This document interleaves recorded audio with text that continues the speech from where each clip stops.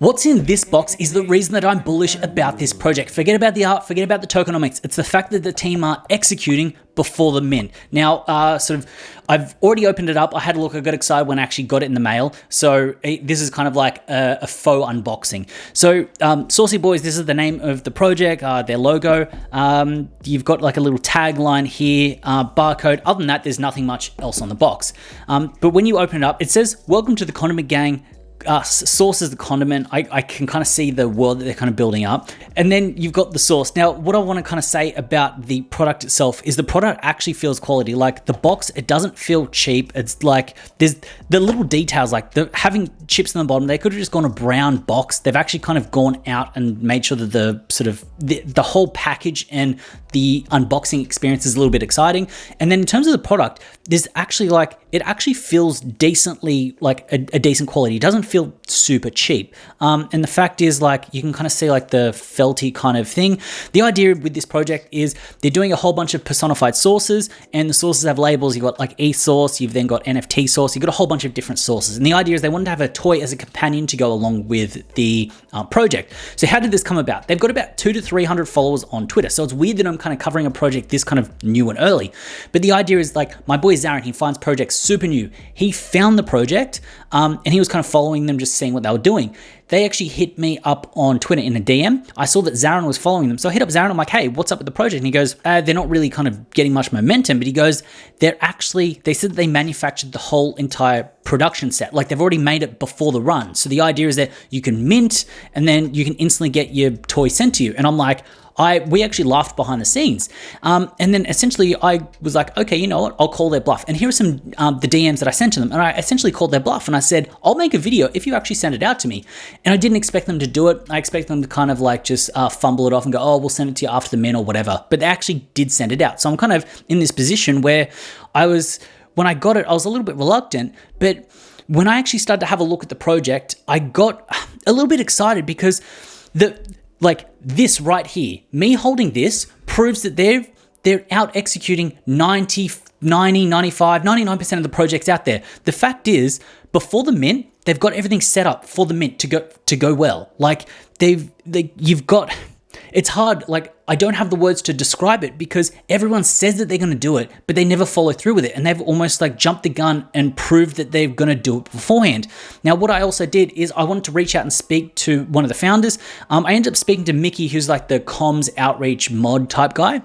And he was actually saying that the reason that they wanted to make these as a product beforehand, like the production run beforehand, and this is the production run, he says, is the fact that they can prove to people that they're executing. And the fact is, they're under-promising and over-delivering, because in my hand, I'm holding the toy. Now, it might seem super silly for anyone that's new to the space, but the fact is, I've been promised so many times that I'm going to get merch, that I'm going to get sort of other stuff.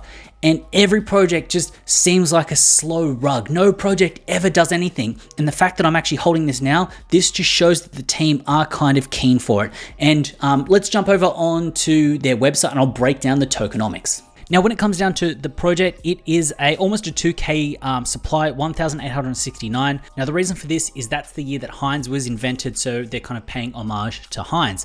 It's going to be minting at 0.08 ETH each. Now, what I actually did is when I actually spoke to the sort of one of the guys, Mickey, I told him that 0.08 is a little bit steep in this current market and that they should consider dropping it to a 0.07, 0.06, something like that.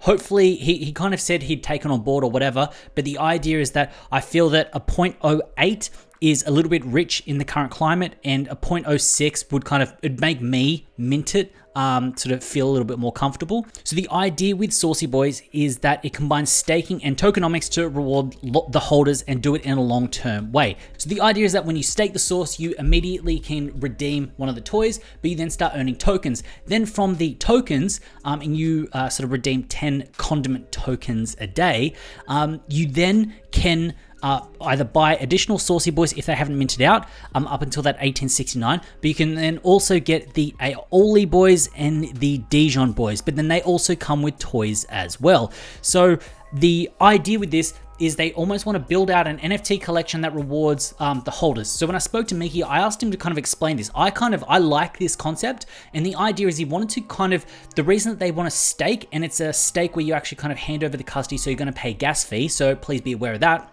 The idea is that when you stake, they're going to create a supply shock in the market, which is then going to kind of keep the floor price high because there is less kind of supply in the market. This is contingent on the project actually kind of selling out. But the idea with staking that reduces the supply and then rewarding holders by then, just by staking, they can then get the toys, additional toys, they can then get additional parts of the collection, but then also toys that go a part of the collection. So where this starts to kind of get excited about me is that I can essentially buy a Saucy Boy, stake it, and then as long as I'm holding on to it, in 2 months time, I'm gonna have a complete collection of toys. And 2 months in the NFT space is an eternity. That's like years in real world. But the concept behind it I like because it's creating a supply shock, it's rewarding holders long term. Now look, coming down to the roadmap, this is actually wrong. They're not launching on the 17th. They're actually launching on the 21st. This is on their Twitter account. But so the idea is that they're going to have the initial supply, but the total supply is going to be almost like a 10,000 or 11,000. But the idea is that if you mint one of the sources, you're then guaranteed to then get one of the Aeolis. And the idea is that there's then going to be an additional supply of the Aeolis. So the idea is they're slowly incrementing the supply.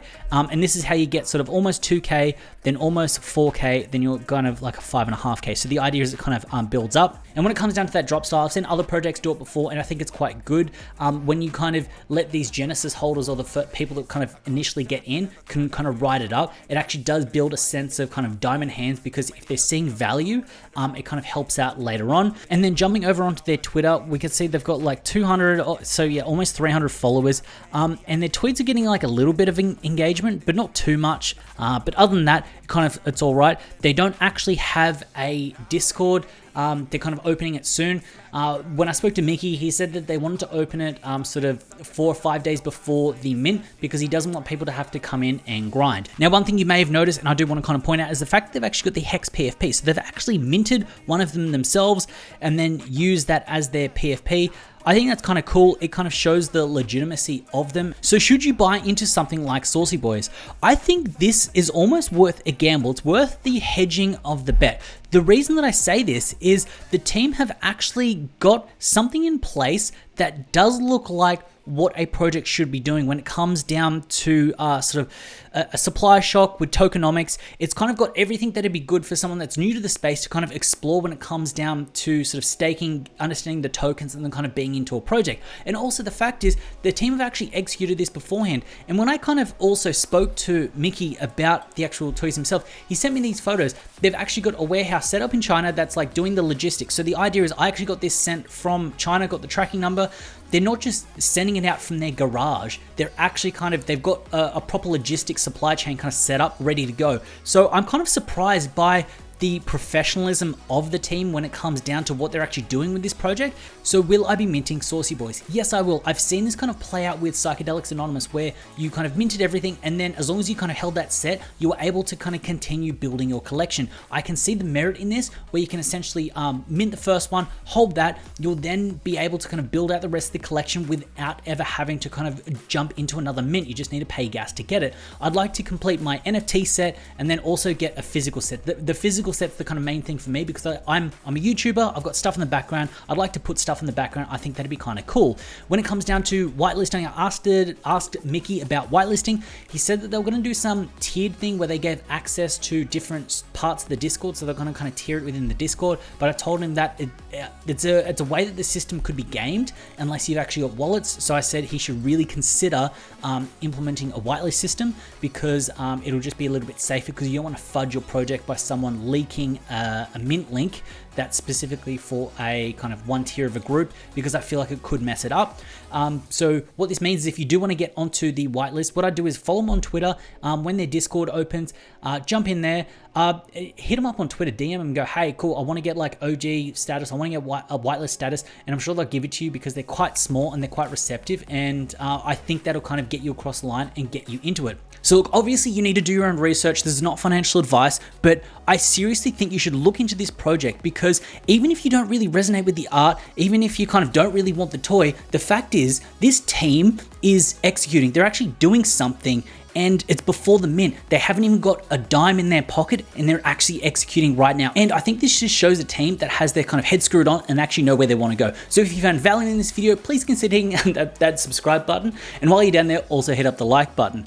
As always, it's been a pleasure having you with me. I look forward to seeing you in the next one.